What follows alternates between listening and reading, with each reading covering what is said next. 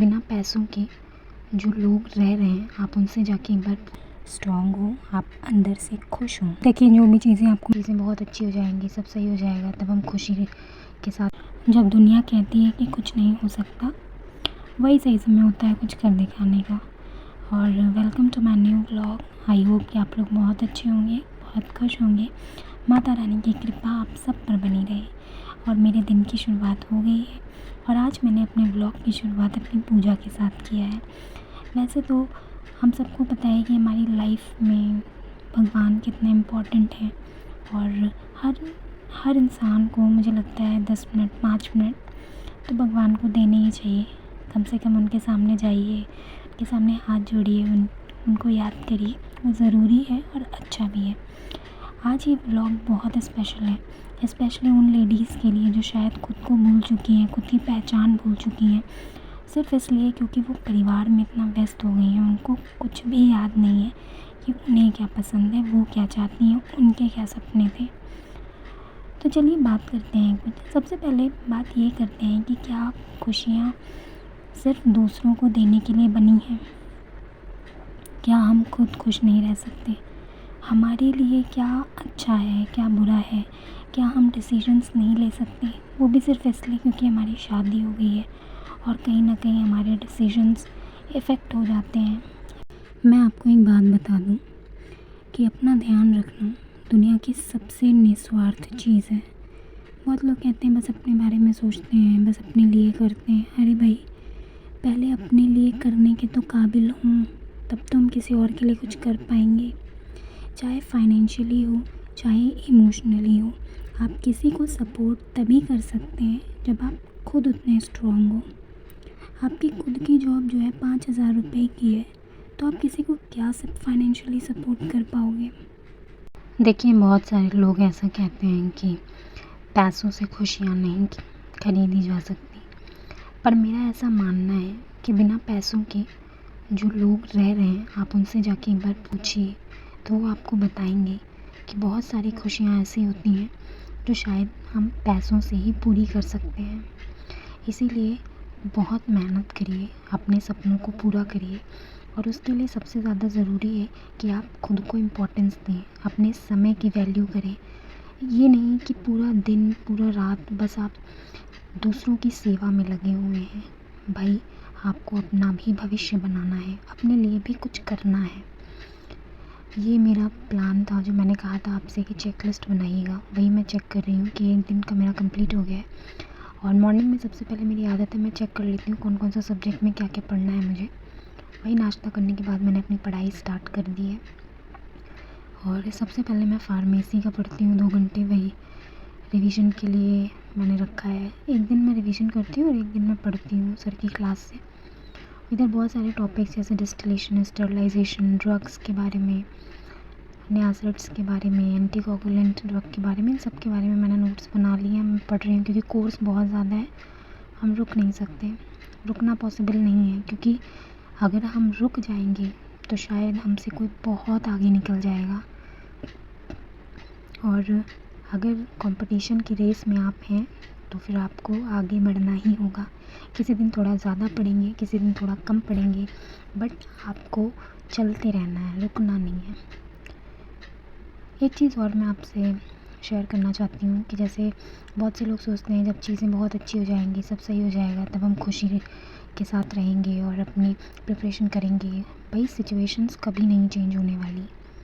ऐसा दिन कभी नहीं आएगा कि सब कुछ बहुत अच्छे से हो रहा होगा, सब कुछ बहुत ईज़िली होगा, तब आप अपनी पढ़ाई स्टार्ट करोगे।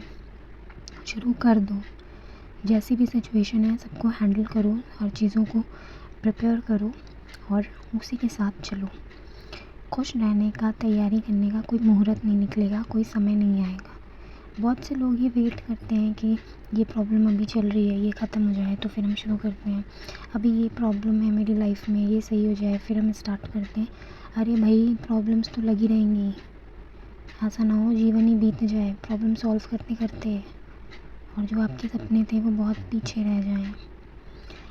तो सबसे पहले मैं ये बात कहती हूँ आपसे कि आप खुद को प्रायोरिटी दीजिए, खुद की खुशी के बारे में सोचिए, खुद को फाइनेंशियली इंडिपेंडेंट करने के लिए मेहनत करिए। जॉब देखिए प्राइवेट भी है, गवर्नमेंट भी है, और दोनों ही जॉब अच्छी है। मैं ऐसा नहीं कहती हूँ कि गवर्नमेंट जॉब भी सही है और प्राइवेट जॉब सही नहीं होती, बट ये आपकी प्रायोरिटी है कि आप कौन सी जॉब करना चाहते हो।